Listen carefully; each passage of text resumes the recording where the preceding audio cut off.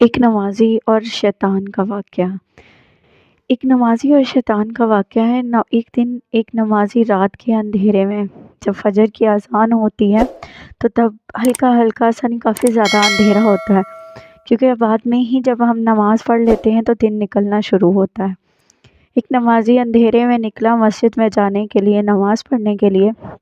تو جب وہ نکلتا ہے گھر سے تو تھوڑا سا آگے چلتا جاتا ہے تو ایک جگہ پر آ کر کیچڑ ہوتا ہے، جس میں اس کا پاؤں سلپ ہو کر جاتا ہے اور وہ گر جاتا ہے، اور اس کے سارے کپڑے اس کیچڑ سے بھر جاتے ہیں۔ وہ نمازی اس کیچڑ سے اٹھتا ہے اور اٹھ کر وہ اپنے گھر کی طرف جاتا ہے۔ گھر جا کر وہ پھر سے کپڑے، اپنے لباس بدلتا ہے، لباس بدل کر پھر سے وہ مسجد کی طرف نکلتا ہے۔ جب وہ مسجد کی طرف جانے کے لیے پھر نکلتا ہے تو پھر ایک جگہ پہ وہ ٹھوکر لگتی ہے اس کو، تو وہ پھر سے جا کر گندے پانی میں، کیچڑ میں گر جاتا ہے، اس کا پھر سے لباس خراب ہو جاتا ہے، تو وہ پھر سے اپنے گھر کی طرف کو واپس لوٹ جاتا ہے اور گھر جا کر اپنا لباس بدلتا ہے۔ جب وہ لباس بدل کر باہر آتا ہے تو ایک انجان شخص، ایک انجان انسان اس کے لیے ہاتھ میں لالٹین یا دیا لیے کھڑا ہوتا ہے، ٹھیک ہے۔ وہ جب وہاں سے نکلتا ہے تو پھر وہ چراغ والا انسان اس کے ساتھ ساتھ نہیں، اس کے آگے آگے چلتا ہے تاکہ وہ نمازی کہیں گر نہ جائے۔ جب وہ چلتے جاتے ہیں، وہ چراغ والا انسان آگے ہوتا ہے، نمازی اس کے پیچھے پیچھے ہوتا ہے۔ تو جب وہ چلتے جاتے ہیں تو چلتے چلتے وہ مسجد پہنچ جاتے ہیں۔ وہ چراغ والا انسان مسجد کے باہر ہی کھڑا ہو جاتا ہے اور نمازی مسجد کے اندر جا کے اپنی نماز ادا کرتا ہے۔ جب وہ نماز ادا کر کے باہر آتا ہے تو جب وہ باہر آتا ہے تو وہ دیکھتا ہے کہ وہ چراغ والا انسان وہیں پہ باہر ہی کھڑا ہوتا ہے۔ جب وہ باہر کھڑا ہوتا ہے تو وہ اس سے پوچھتا ہے، پھر ابھی بھی اس کے ساتھ ساتھ ہی وہ چلتا ہے تاکہ نمازی اپنے گھر بھی خیر و عافیت سے پہنچ جائے۔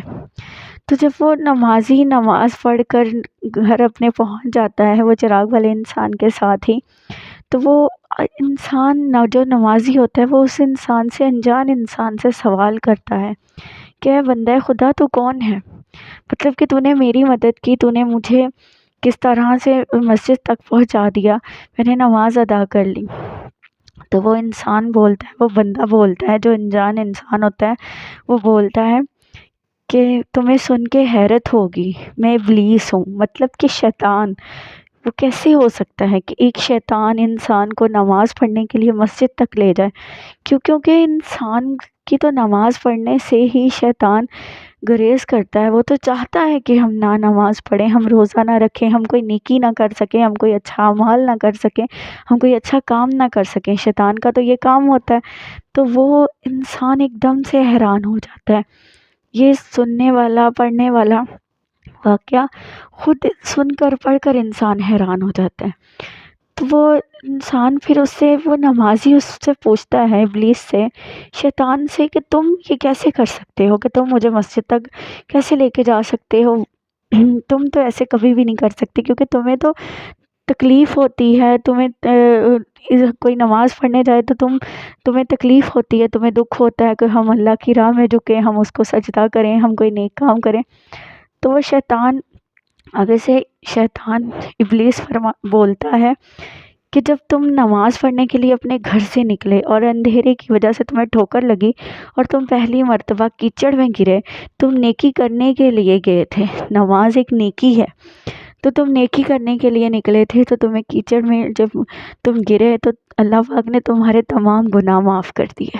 سبحان اللہ، قربان جاؤں اپنے رب کی شان پر، اس کی عظمت پر، اس کی محبت پر، کہ ایک ٹھوکر لگنے سے اس انسان کے تمام گناہ معاف ہو گئے۔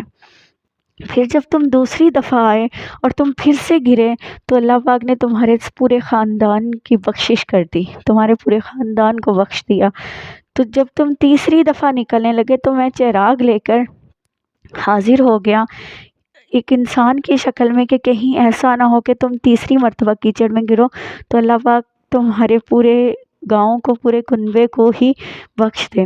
اس وجہ سے کہ وہ بندہ نیکی کرنے کے لیے نماز بھی ایک نیکی ہے، ہم کوئی نیک کام کرتے ہیں تو وہ شیطان نے اس ڈر سے کہ اب اس کو تیسری ٹھوکر لگے تو سب ہی نہ بخشے جائیں، تو اس وجہ سے اس نے اس نمازی کو اس کے گھر سے مسجد تک راستہ دکھایا، روشنی دی، تاکہ وہ نمازی اپنی نماز ادا کرے اور اللہ پاک کی ذات اس کو مزید کوئی اور نیکیاں نہ دے دے۔